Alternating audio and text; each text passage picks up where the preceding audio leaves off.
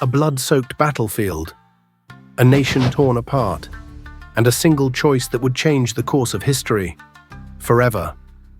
In the heart of 16th century Japan, a young boy, barely old enough to wield a sword, was thrust into a world of betrayal, intrigue, and relentless war. Held hostage, betrayed, and forced to navigate treacherous alliances, he would learn the brutal lessons of survival. This is the story of Tokugawa Ieyasu, the boy who became a legend. In the year 1543, as Japan's tumultuous Sengoku period raged on, a child was born who would alter the course of the nation's history. This infant, destined to become one of Japan's most influential figures, entered a world torn apart by civil war and political intrigue. The Sengoku period had plunged the country into chaos for nearly a century, with powerful daimyo vying for control and alliances shifting like sand in the wind. The newborn Matsudaira Takechiyo, later known as Tokugawa Ieyasu, was born into the Matsudaira clan, a family caught in the crossfire of larger, more powerful clans. The Matsudaira occupied a precarious position in Mikawa province, sandwiched between the influential Imagawa clan to the east and the ambitious Oda clan to the west. This geographical misfortune placed young Takechiyo at the center of a dangerous political chessboard from the moment of his birth. As Takechiyo grew from infancy to childhood, the tensions surrounding his family intensified. The constant fear of invasion and betrayal cast a long shadow over his early years, shaping his understanding of the world around him. In 1549, when Takechiyo was merely 6 years old, the fragile balance of power in Mikawa province shattered. The Oda clan launched an attack against the Matsudaira, forcing Takechiyo's father, Hirotada, to make a fateful decision. He turned to the powerful Imagawa clan for assistance, offering his young son as a hostage to secure their alliance. The practice of sending hostages was common in feudal Japan, serving as a means to forge alliances and ensure loyalty between clans. However, for a child of 6, the sudden separation from his family and familiar surroundings was a traumatic experience. Young Takechiyo was abruptly taken from the only world he had known and thrust into the alien environment of the Imagawa stronghold. The journey to the Imagawa territory was fraught with danger. As the small party escorting the young hostage made their way eastward, they were ambushed by Oda forces. In the ensuing chaos, Takechiyo was captured by the Oda clan. For a brief period, the boy's fate hung in the balance as he was held by his father's enemies. However, through a series of negotiations and countermaneuvers, Takechiyo was eventually transferred to the custody of the Imagawa clan as originally intended. The Imagawa stronghold, located in Sunpu, was a world apart from the modest holdings of the Matsudaira clan. Young Takechiyo found himself in a sophisticated and highly political environment. The Imagawa were one of the most powerful clans in eastern Japan, with a rich cultural heritage and complex court life. For a child accustomed to the straightforward warrior culture of his father's household, the intricate etiquette and political maneuvering must have been overwhelming. Hostage-taking in feudal Japan was not merely a political tool, but also a means of education and acculturation. Children taken as hostages were often raised alongside the children of their captors, receiving similar education and training. This practice aimed to create bonds between clans and ensure future leaders would understand their allies and enemies alike. For Takechiyo, this meant sudden immersion in a world of complex social hierarchies, strict discipline, and constant vigilance. He was acutely aware of his precarious position, knowing his life and family's fate depended on his behavior and ability to navigate clan politics. This awareness fostered in the young boy a keen sense of observation and deep understanding of human nature, skills that would serve him well in his future career. Takechiyo's experience was unique in its duration and impact. Unlike many child hostages who were eventually returned to their families, Takechiyo remained with the Imagawa for over a decade. This extended period allowed him to absorb fully the lessons of his captivity and to develop the skills that would later make him one of Japan's most astute political operators. As Takechiyo grew older within the Imagawa household, he began to develop the characteristics that would define his later career.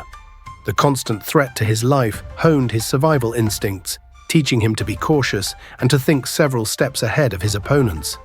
The complex political environment of the Imagawa court became a training ground for his developing acumen, as he learned to read the intentions of others and to navigate complex alliances. Perhaps most importantly, Takechio's time as a hostage taught him the value of patience and long-term planning.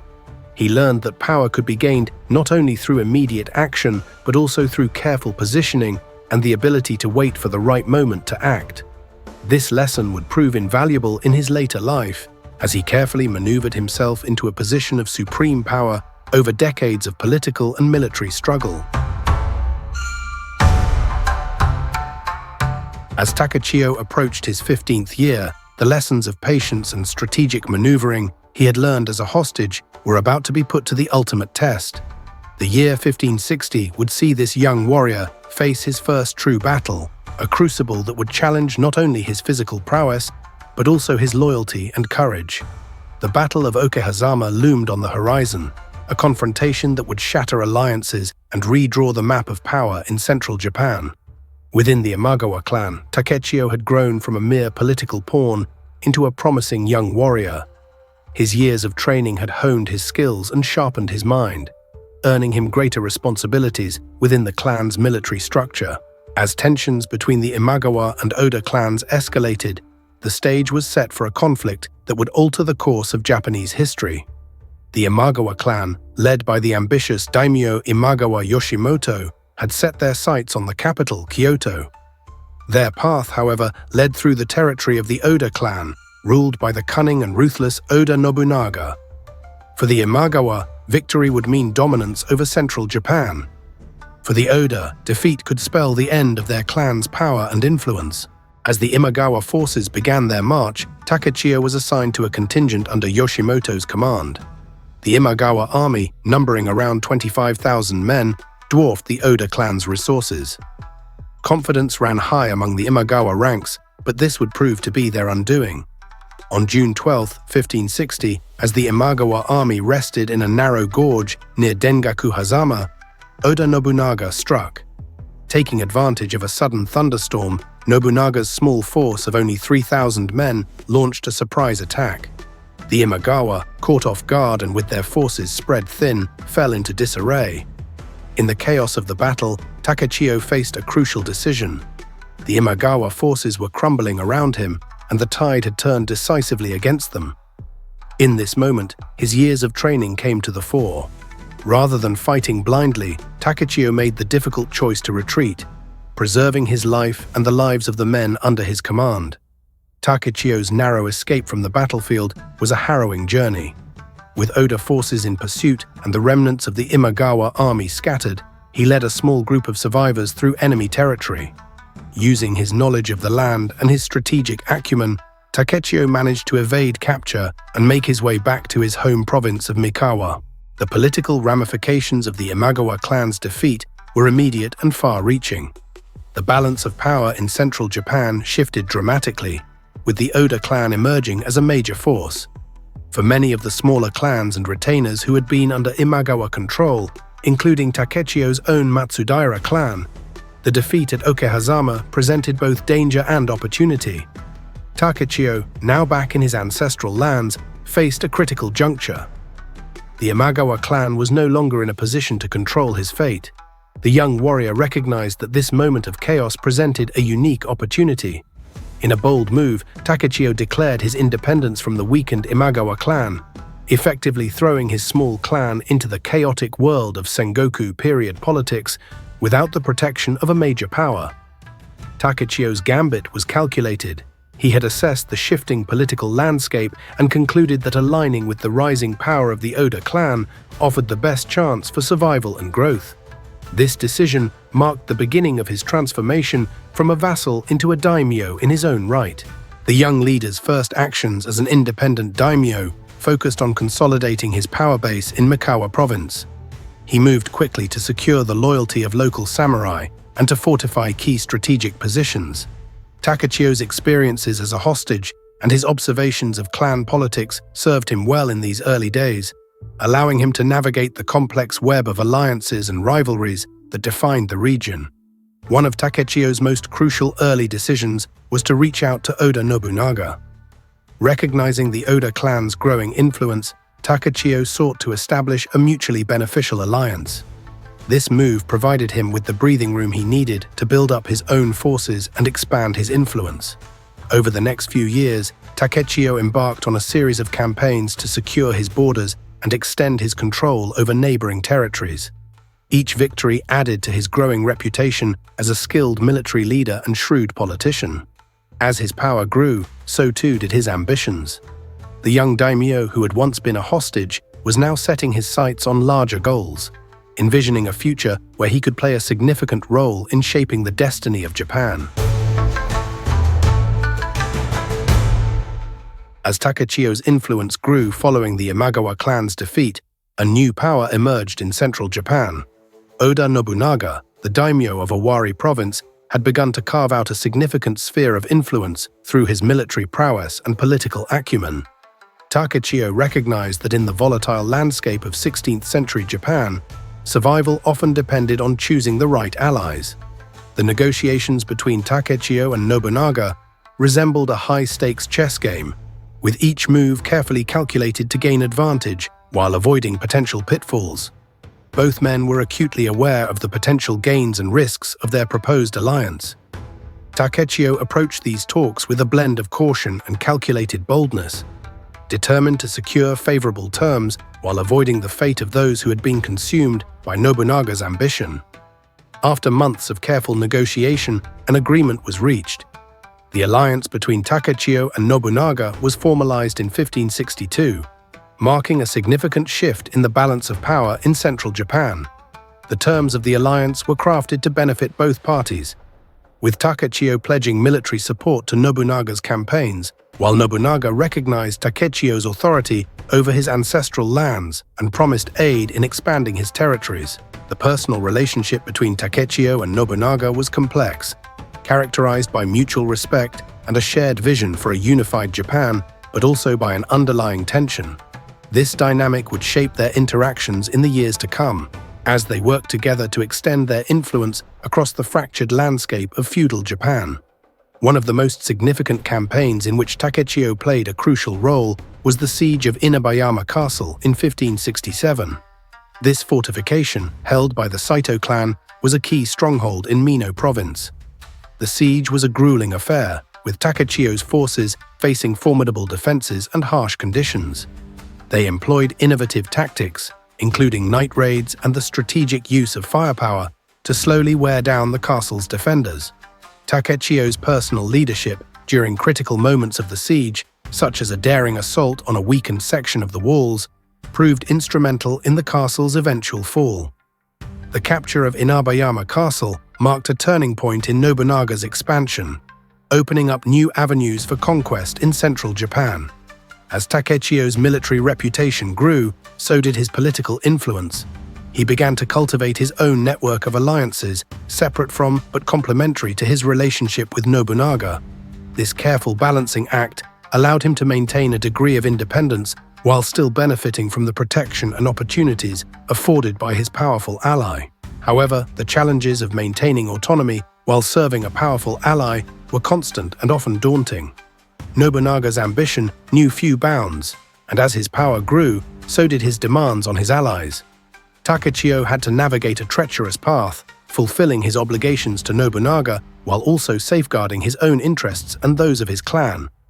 One particularly tense moment came in 1570, when Nobunaga ordered Takechiyo to lead an attack on the Takeda clan, a powerful force in eastern Japan. This campaign put Takechiyo in a difficult position, as he had family ties to the Takeda through his wife. However, recognizing the importance of maintaining Nobunaga's trust, Takechiyo complied with the order.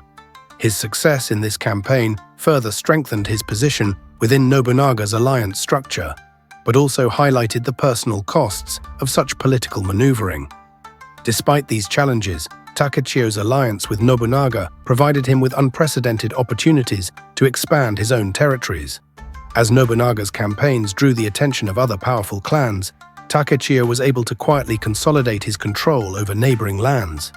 He employed a combination of military action, diplomacy, and strategic marriages to extend his influence, always careful to avoid drawing too much attention to his growing power base. One of Takechiyo's most significant acquisitions during this period was Totomi Province, which he gained control of in 1568. This expansion not only increased his territorial holdings, but also gave him access to important trade routes and resources.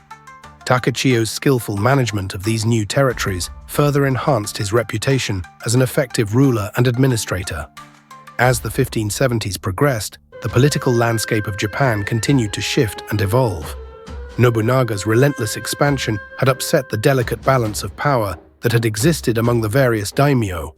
Many powerful clans, including the Eizai, Asakura, and Takeda, began to view Nobunaga's growing influence with increasing alarm. Tensions between these clans and Nobunaga's alliance began to rise, setting the stage for a series of conflicts that would reshape the political map of Japan. Takechiyo found himself at the center of these brewing storms, his alliance with Nobunaga placing him in opposition to many of the traditional power structures of feudal Japan. The situation came to a head in 1570, when the Eizai and Asakura clans openly rebelled against Nobunaga's authority. This conflict would test the strength of the alliance between Nobunaga and Takechiyo, as well as Takechiyo's own military and diplomatic skills. The young daimyo would need to draw upon all of his experience and cunning to navigate the treacherous waters of this new phase of the Sengoku period. In the year 1582, the political landscape of Japan was about to undergo a seismic shift that would reverberate through the ages. Oda Nobunaga, the most powerful daimyo in the land, stood at the pinnacle of his influence. Yet even as Nobunaga's power seemed unassailable, a shadow of treachery loomed on the horizon. On June 21, 1582, as Nobunaga rested at Honnoji Temple in Kyoto with only a small contingent of guards, his trusted general Akechi Mitsuhide made his move. Under the cover of darkness, Mitsuhide led his forces in a surprise attack on the temple. Caught off guard and vastly outnumbered, Nobunaga's men fought valiantly, but were quickly overwhelmed. Realizing the hopelessness of his situation, Nobunaga chose to take his own life rather than face capture or dishonor. The news of Nobunaga's death sent shockwaves through Japan. For Ieyasu, who was campaigning in the Sakai region at the time, the situation was particularly perilous. He found himself deep in potentially hostile territory, cut off from his power base and unsure of who he could trust. The alliances that had defined the political landscape for years were suddenly thrown into chaos, and Ieyasu knew that his very survival depended on his next moves. With characteristic caution and strategic thinking, Ieyasu began a dangerous journey back to his home province of Mikawa. He disguised himself as a common soldier, traveling with a small group of loyal retainers. The party moved under cover of night, avoiding main roads and staying alert for any sign of enemy forces. As they made their way through the countryside, Ieyasu and his men encountered numerous challenges, narrowly avoiding detection by patrols loyal to Mitsuhide and other opportunistic daimyo.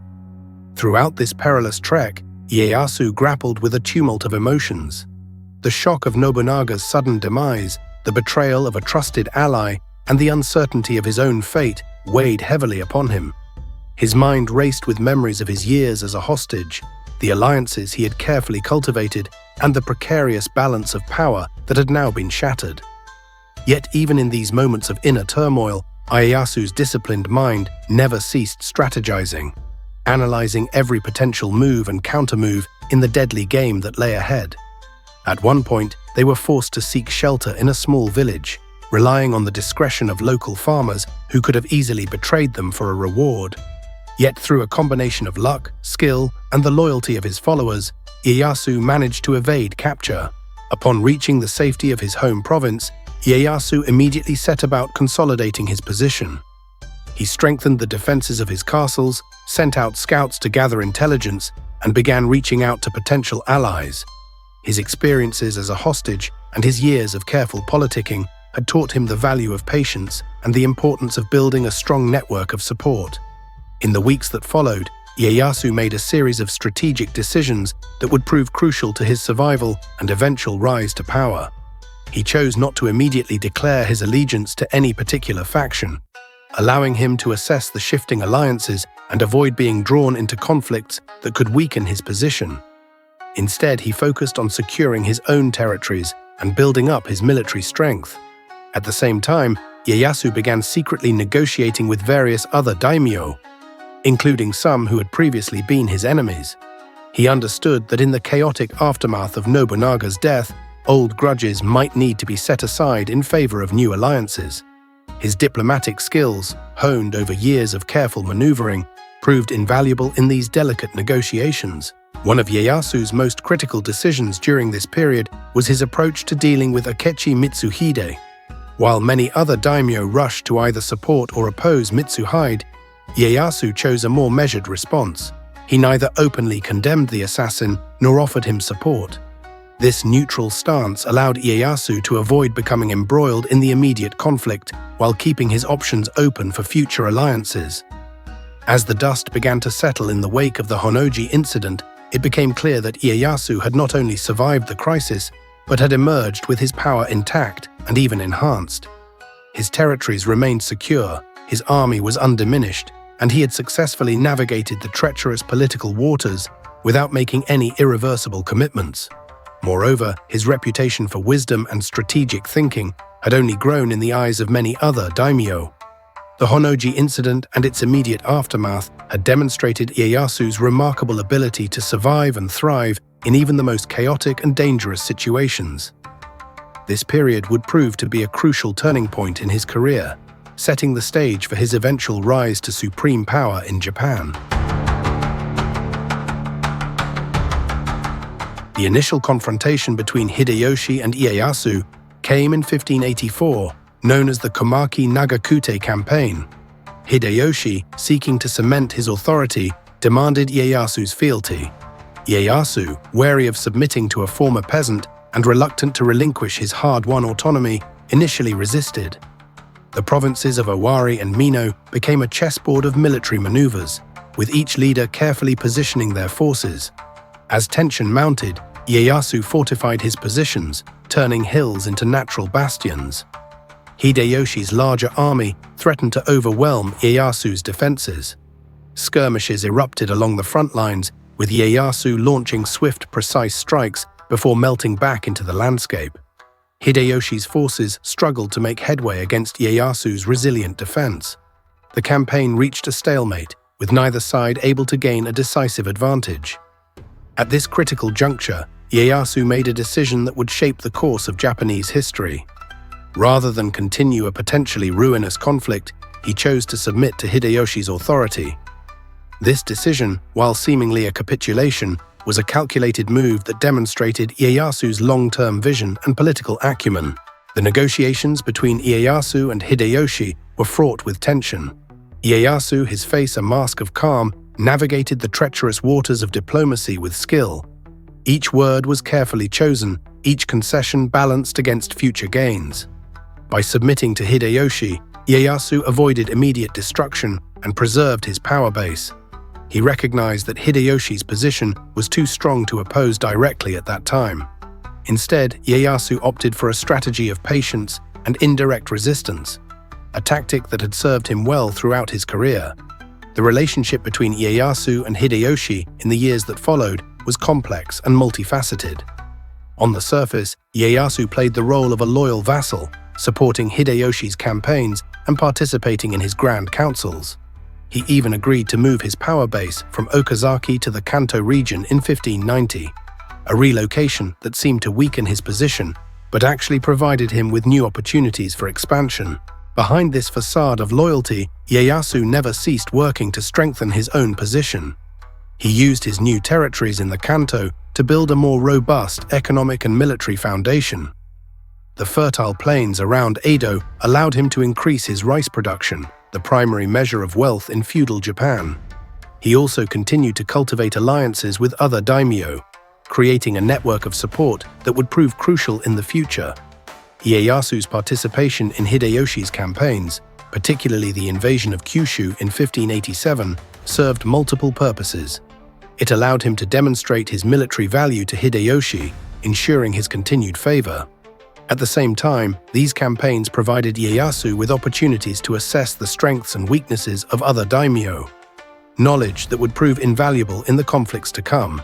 The invasion of Kyushu, aimed at subjugating the powerful Shimazu clan, was a massive undertaking involving over 200,000 troops. Ieyasu played a significant role in this campaign, leading a contingent of 30,000 men. His forces were instrumental in securing key victories, further cementing his reputation as a skilled military commander. Throughout this period, tensions simmered between Ieyasu and other powerful daimyo under Hideyoshi's rule. Many viewed Ieyasu with suspicion, recognizing his ambition and the threat he posed to their own power. Figures like Ishida Mitsunari, one of Hideyoshi's top administrators, became particularly wary of Ieyasu's growing influence. These tensions came to a head during the Korean campaigns of 1592–1598. While Hideyoshi was focused on his ambitious plan to conquer China through Korea, Ieyasu remained in Japan, ostensibly to manage domestic affairs. This position allowed him to further consolidate his power and expand his network of alliances, all while his potential rivals were embroiled in a costly overseas war. Ieyasu's patient strategy began to bear fruit as Hideyoshi's health declined in the late 1590s. While other daimyo jockeyed for position in anticipation of Hideyoshi's death, Ieyasu maintained a careful balance, neither overreaching nor allowing himself to be marginalized. His reputation for wisdom and moderation made him an appealing figure to many who feared the chaos that might follow Hideyoshi's passing. As Hideyoshi's ambitious plans for foreign conquest began to falter, Ieyasu's star continued to rise. The disastrous Korean campaigns had weakened many of his rivals, both in terms of military strength and political capital. Ieyasu, having husbanded his resources and expanded his power base, found himself in an increasingly strong position. Hideyoshi's motivations for invading Korea were complex, driven by a mixture of personal ambition, political necessity, and strategic calculation. Having risen from humble origins to become the most powerful man in Japan, he sought to cement his legacy by emulating the great conquerors of the past. The invasion of Korea was to be the first step in a grand campaign that would ultimately lead to the subjugation of Ming China, a feat that would eclipse even the achievements of his former lord, Oda Nobunaga. Tokugawa Ieyasu viewed Hideyoshi's plans with a mixture of skepticism and concern. While he recognized the potential benefits of a successful campaign, he also understood the enormous risks involved. The logistics of mounting an invasion across the sea were daunting, and the resources required would strain even Japan's considerable wealth. Ieyasu harbored doubts about the true motives behind the invasion and the potential consequences for Japan's internal stability. Despite his reservations, Ieyasu found himself deeply involved in the planning and execution of the Korean campaigns. His reputation as a skilled strategist and administrator made his input invaluable, even as he worked to protect his own interests. Ieyasu carefully balanced his obligations to Hideyoshi with the need to preserve his own strength, contributing troops and resources to the war effort while ensuring that his home territories remained well defended. The first invasion of Korea, launched in 1592, initially met with considerable success. Japanese forces, armed with modern firearms and benefiting from years of internal warfare, quickly overran much of the Korean peninsula. However, the rapid advance soon outpaced their supply lines, leaving the invading army vulnerable to counterattack. The intervention of Ming Chinese forces and the effective use of naval power by the Koreans began to turn the tide against the Japanese. As the campaign dragged on, the strategic and logistical challenges became increasingly apparent. The vast distances involved made it difficult to maintain effective communication and supply lines between Japan and the Korean front. The Japanese Navy, while formidable, struggled to maintain control of the sea lanes in the face of determined Korean resistance. On land, the initially swift advance bogged down into a series of protracted sieges and guerrilla actions that sapped the strength and morale of the invading forces. Throughout these turbulent years, Ieyasu worked tirelessly to navigate the treacherous political waters.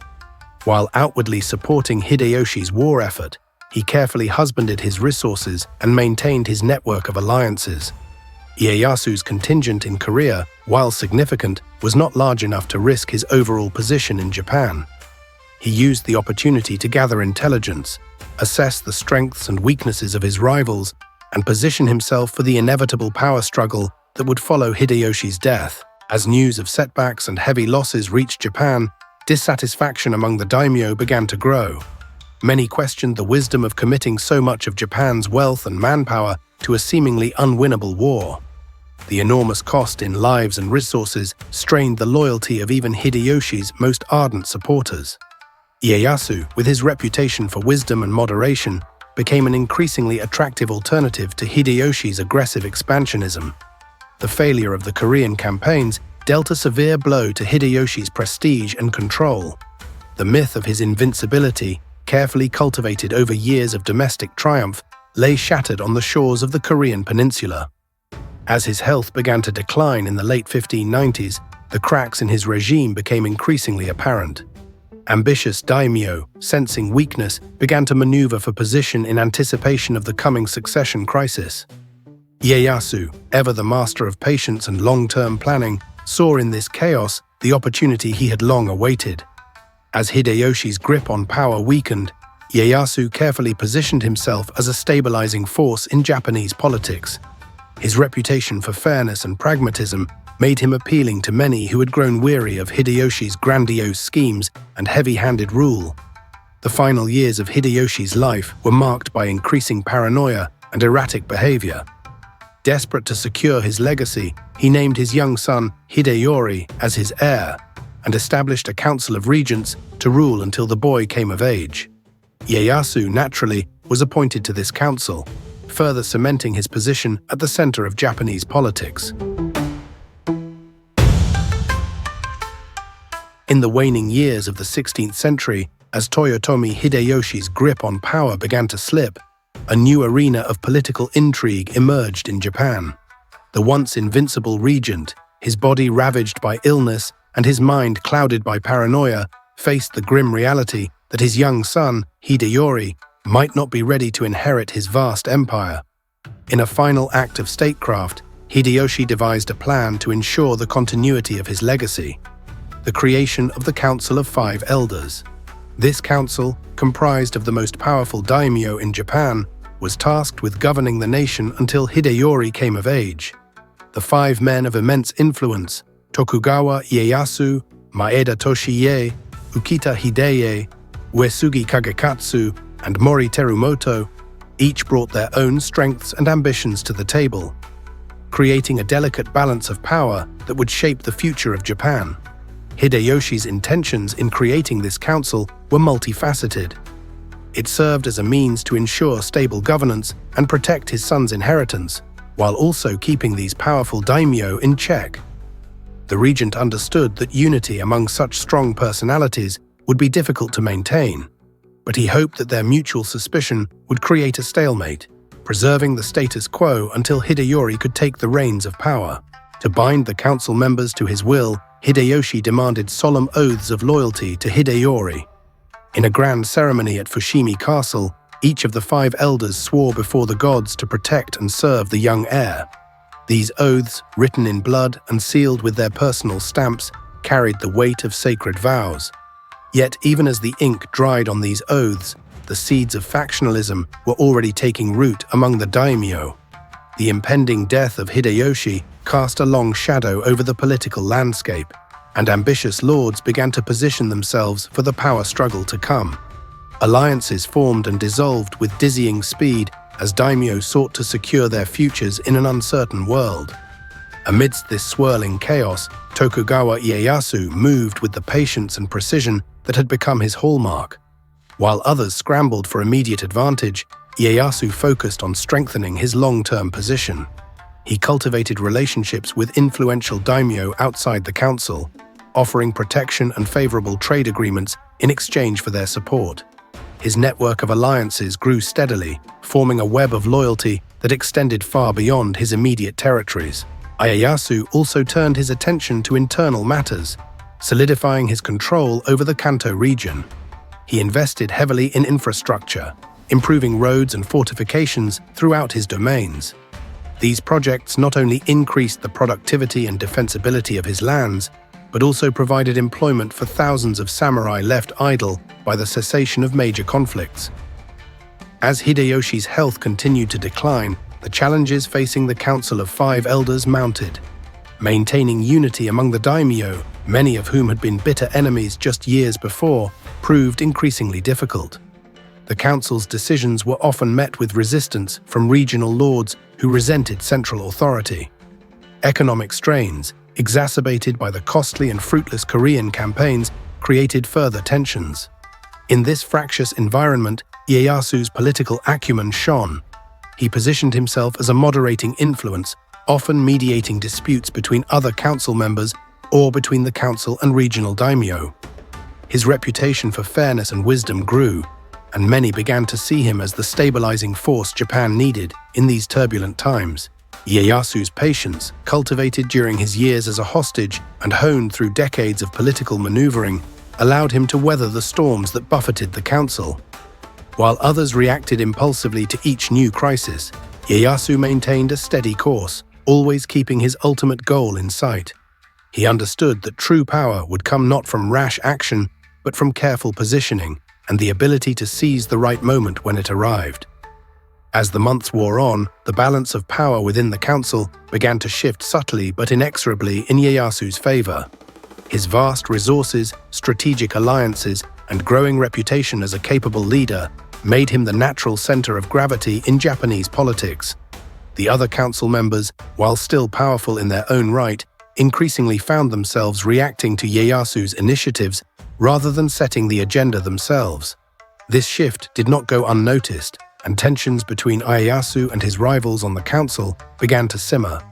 Maeda Toshi, in particular, grew wary of Ieyasu's increasing influence, seeing it as a threat to his role as Hideyori's guardian.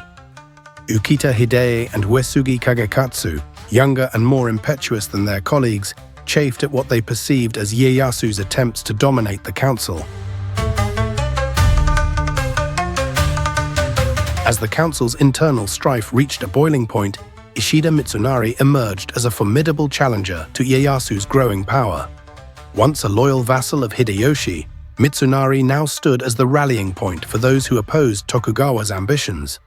Known for his administrative prowess and unwavering loyalty to the Toyotomi legacy, Mitsunari viewed Ieyasu's increasing influence as a direct threat to young Hideyori's rightful claim to leadership. The year 1599 marked a turning point in Japan's fragile peace. Maeda Toshi, the moderate voice on the council and guardian of Hideyori, passed away, leaving a power vacuum that Ieyasu swiftly exploited.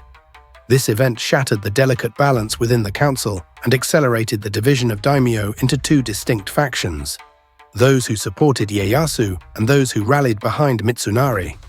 Tensions escalated rapidly as both sides maneuvered for advantage. Ieyasu fortified his position in the Kanto region, strengthening Edo Castle's defenses and securing alliances with neighboring daimyo. He reached out to powerful clans like the Date in the north and the Maeda in the west, offering favorable terms for their support. Mitsunari countered by appealing to daimyo, who feared Ieyasu's unchecked ambition.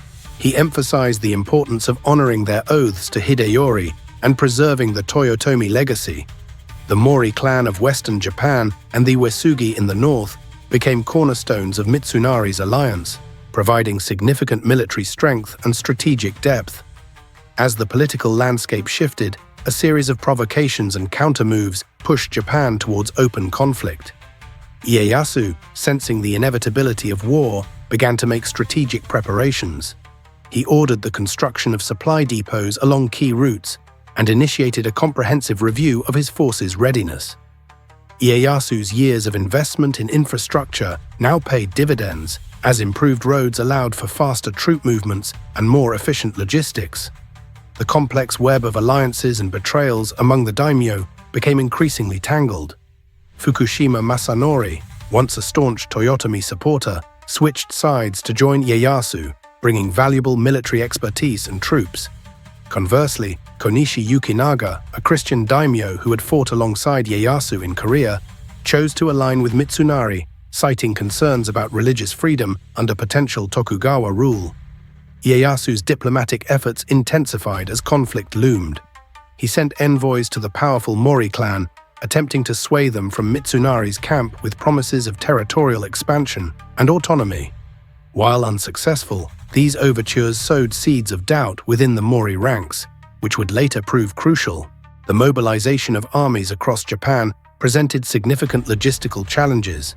Ieyasu's forces, benefiting from improved infrastructure in the Kanto region, assembled and moved with greater efficiency. Mitsunari faced difficulties coordinating his allies' movements, as Western daimyo navigated challenging terrain and longer supply lines. In the summer of 1600, initial skirmishes broke out as both sides sought to secure key strategic positions. Ieyasu dispatched his son, Hidetada, to neutralize the threat posed by Uesugi Kagekatsu in the north, securing his northern flank. Meanwhile, Mitsunari moved to consolidate his position in central Japan, capturing Fushimi Castle, a vital stronghold controlling access to Kyoto.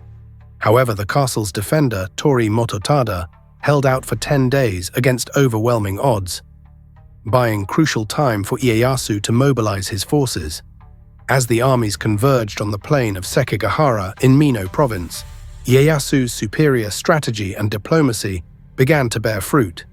His network of spies provided detailed intelligence on Mitsunari's troop movements and battle plans, allowing Ieyasu to position his forces advantageously. Kikawa Hiroye, a general in the Mori army, secretly negotiated with Ieyasu, agreeing to remain neutral during the coming battle. A decisive arrangement, as the Mori contingent occupied a critical position in Mitsunari's battle line. The night before the battle, tension hung heavy in the air. In Ieyasu's camp, final strategy meetings were held and orders disseminated to commanders. Ieyasu emphasized the importance of flexibility and initiative in the coming fight. Across the field, Mitsunari's camp was less cohesive. Disagreements among his generals over battle strategy and lingering doubts about loyalty created an atmosphere of uncertainty. As dawn approached on October 21, 1600, a heavy fog blanketed the Sekigahara plain.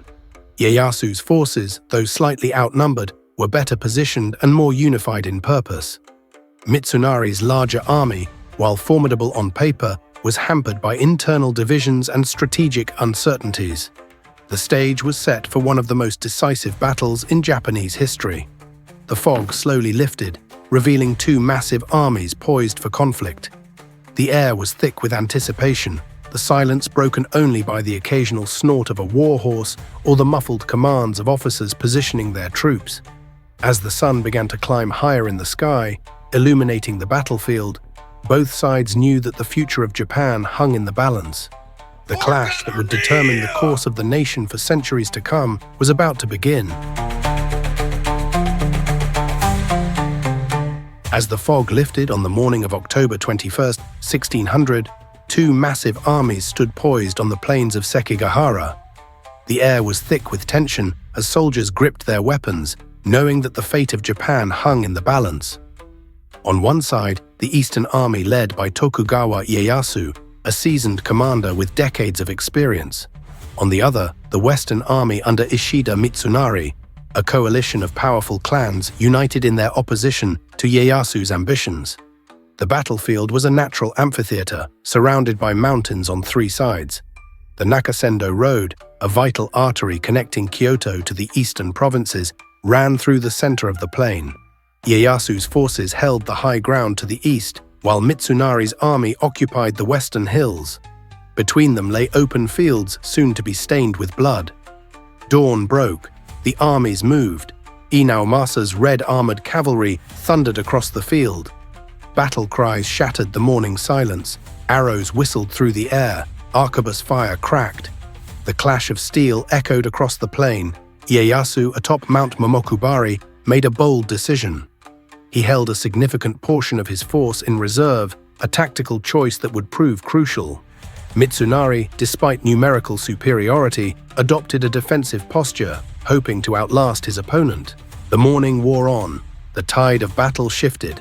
Kobayakawa Hideaki, commanding 15,000 men on Mount Matsuo, stood motionless. Both sides watched anxiously. Ieyasu, sensing opportunity, ordered volleys of arquebus fire at Kobayakawa's position, a calculated risk to force the wavering daimyo's hand. The gambit succeeded. Kobayakawa's forces suddenly poured down the mountainside, crashing into Mitsunari's flank. The western ranks reeled from the betrayal. A cascade of defections followed. Wakisaka Yasuharu, Ogawa Suketada, and others turned against their former allies. Amidst the chaos, individual acts of heroism unfolded. Shima Sakon led a valiant charge, nearly breaking through Ieyasu's lines before falling to gunfire. Honda Tadakatsu stood like an immovable fortress, his legendary spear, Tonbokiri, claiming countless lives. Each warrior fought not just for victory, but for the future of Japan itself.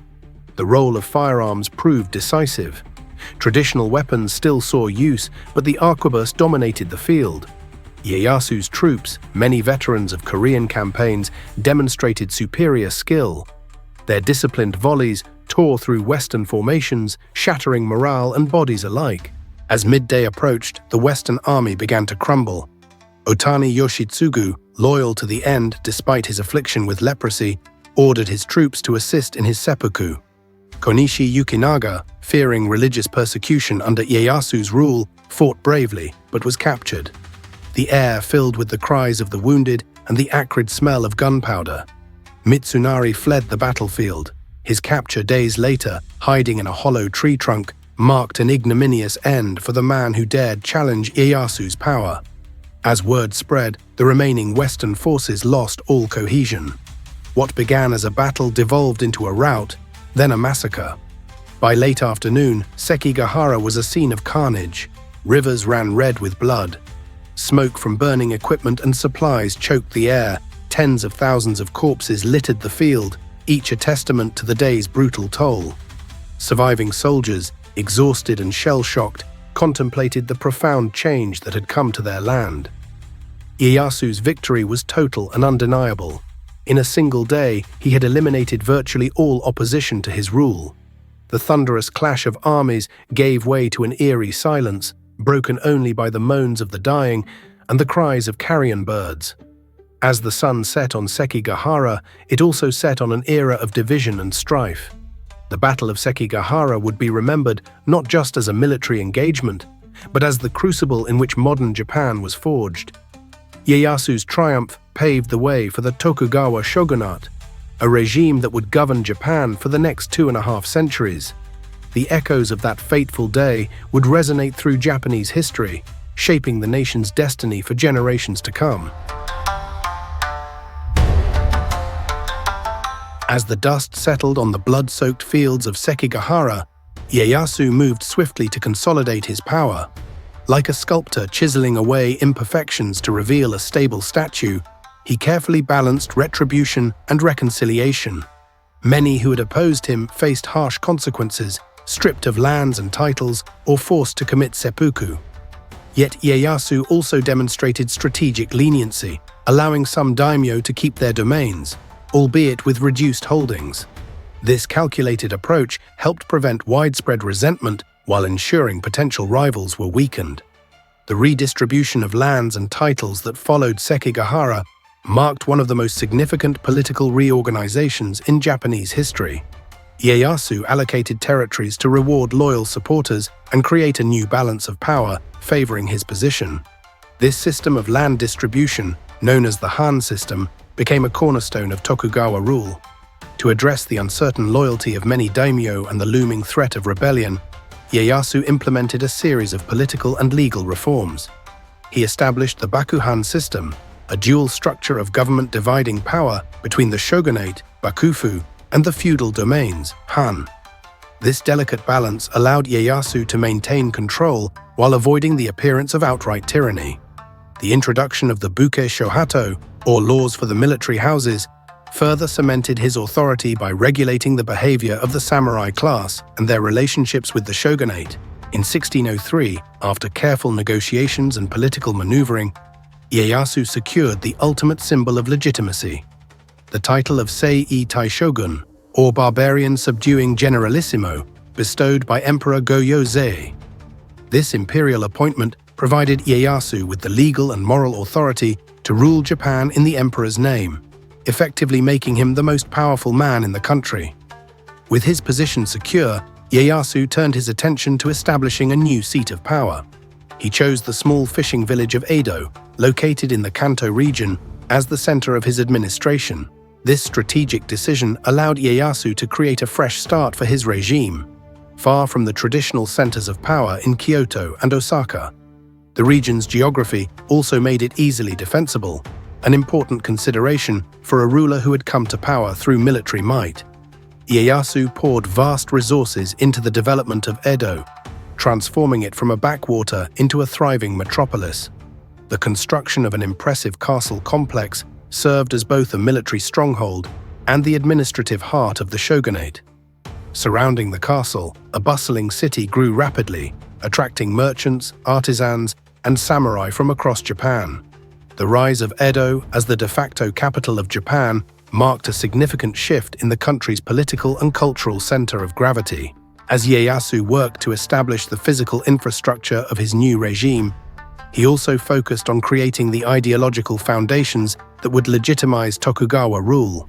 He patronized scholars and encouraged the development of a new political philosophy, emphasizing loyalty to the shogunate and social stability.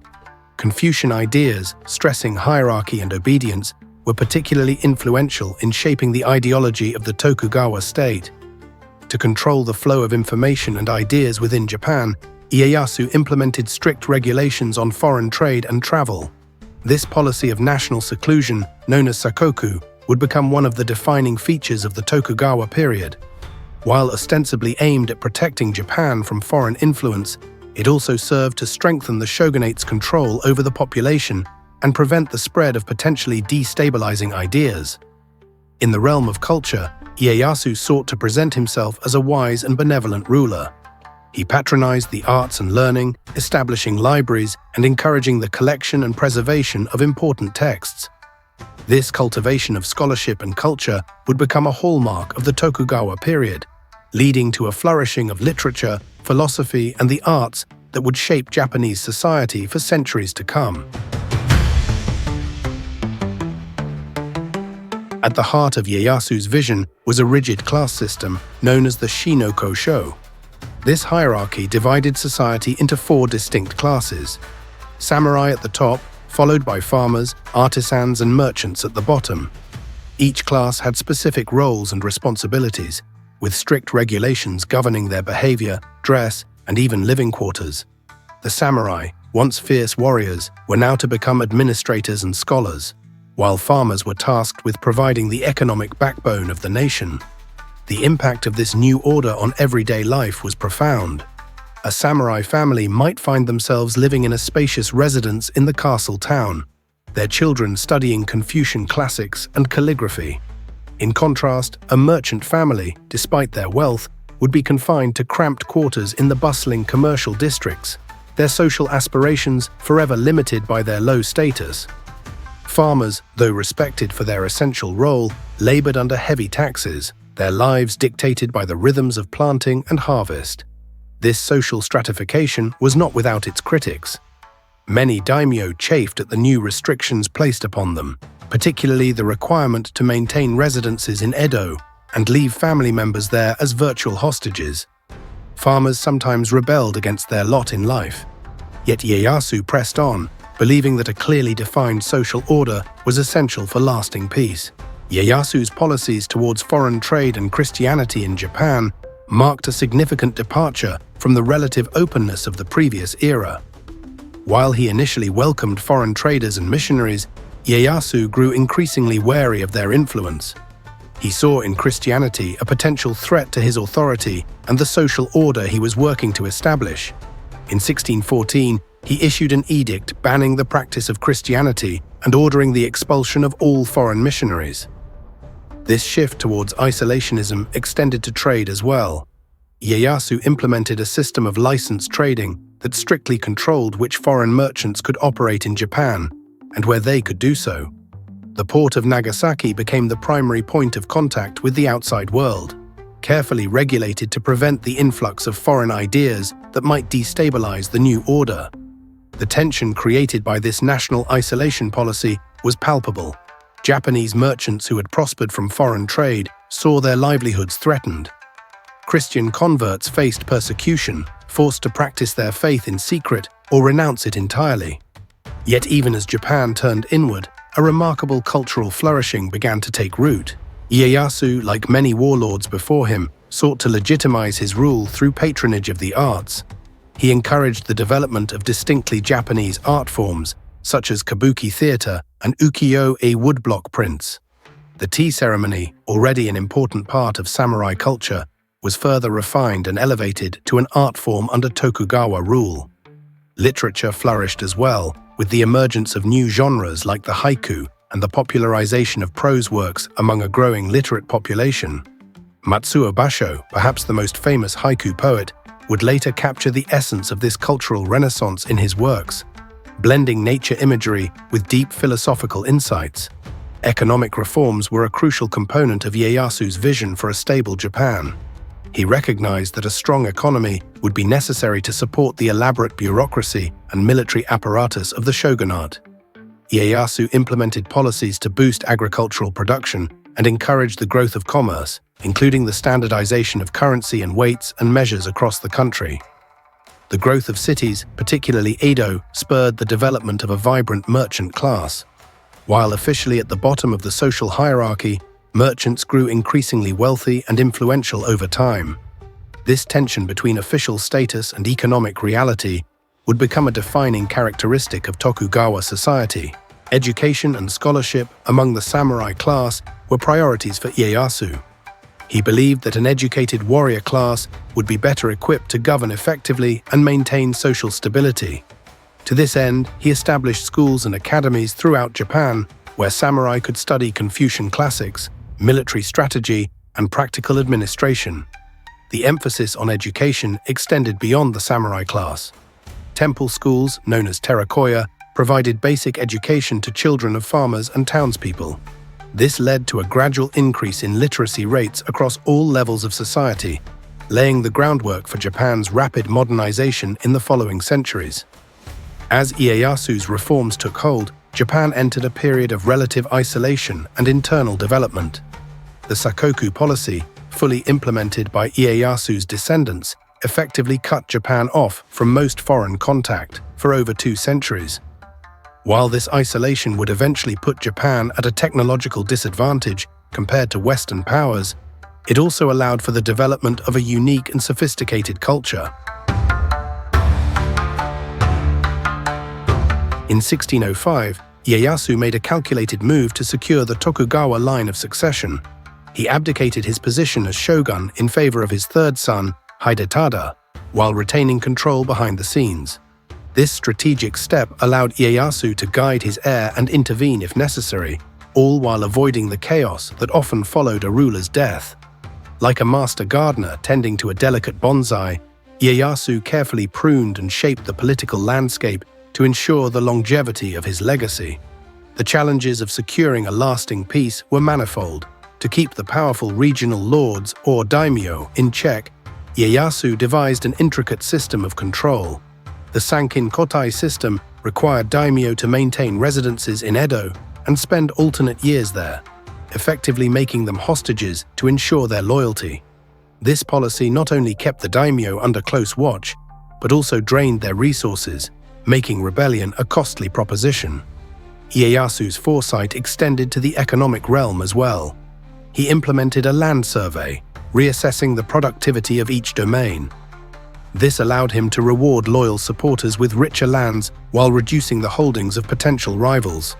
The survey also provided a basis for taxation, ensuring a steady flow of resources to the shogunate. Despite these measures, one significant threat remained: the Toyotomi clan. Hideyori, the son of Toyotomi Hideyoshi, had grown into a young man and represented a rallying point for those dissatisfied with Tokugawa rule.